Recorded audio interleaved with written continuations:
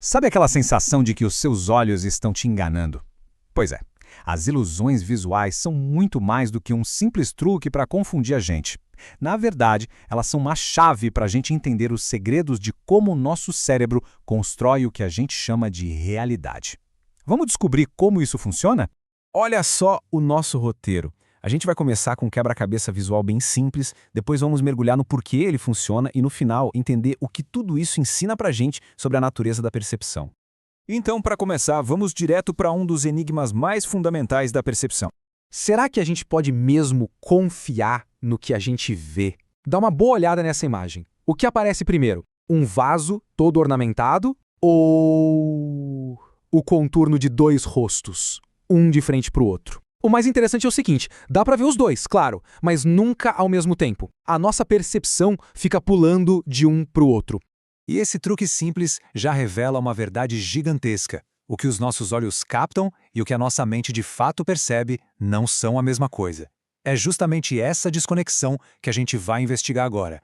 A resposta para esse mistério todo não está nos olhos, não. Está no nosso cérebro. Porque ele não é um espectador passivo, só recebendo informação. Pelo contrário, ele é um construtor, um arquiteto incansável da nossa realidade. Então, o ponto principal é este. Percepção não é como tirar uma foto do mundo. De jeito nenhum. É um processo ativo, criativo, uma construção que o cérebro faz o tempo todo para ajudar a gente a se virar e a sobreviver no nosso ambiente. E olha que interessante, essa citação tem mais de 100 anos e já apontava para uma ideia super radical. A nossa mente, basicamente, preenche os espaços em branco. Ela pega o que a gente já viveu, nossas memórias, e usa tudo isso para dar sentido às informações brutas que os sentidos mandam. Pensa só, a nossa retina enxerga o mundo em 2D, com uma tela plana. Aí o cérebro tem que bancar o detetive. Ele usa as pistas que tem, sombras, perspectiva, tudo que já aprendeu, para adivinhar como é o mundo 3D de verdade. As ilusões acontecem justamente aí, quando essas adivinhações, que costumam funcionar super bem, são usadas num contexto que engana o sistema.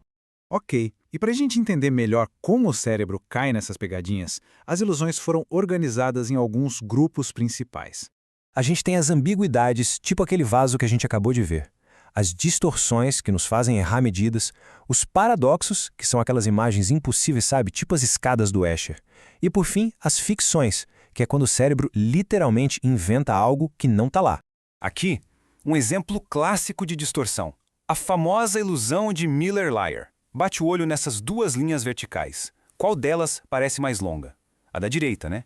Quase todo mundo acha que é.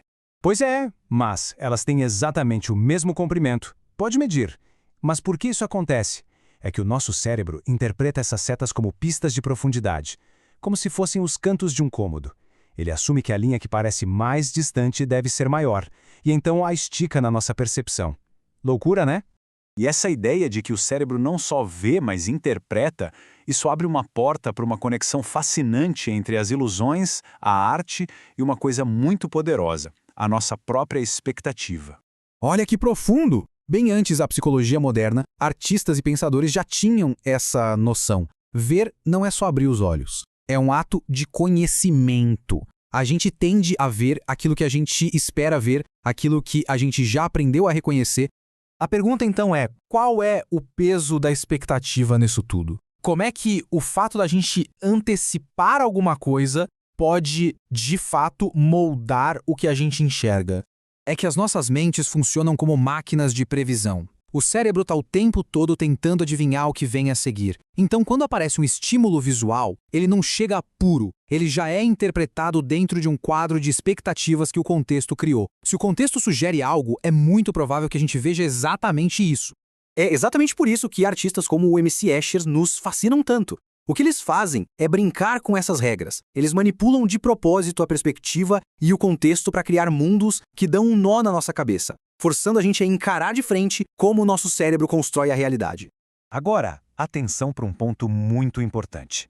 É bem comum a gente ouvir as palavras ilusão e alucinação como se fossem a mesma coisa, mas na verdade elas descrevem fenômenos completamente diferentes.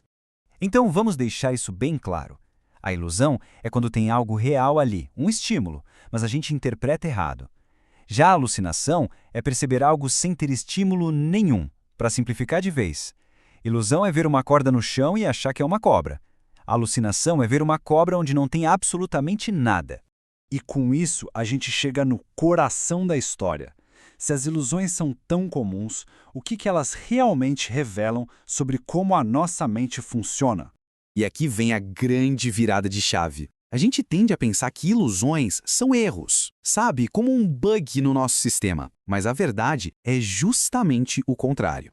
Elas nos oferecem uma espécie de olho mágico que nos permite espiar os mecanismos mais secretos da percepção. As ilusões não são falhas, elas são a consequência do nosso cérebro funcionando do jeito que ele deve, de forma eficiente, usando atalhos e regras para construir nossa realidade.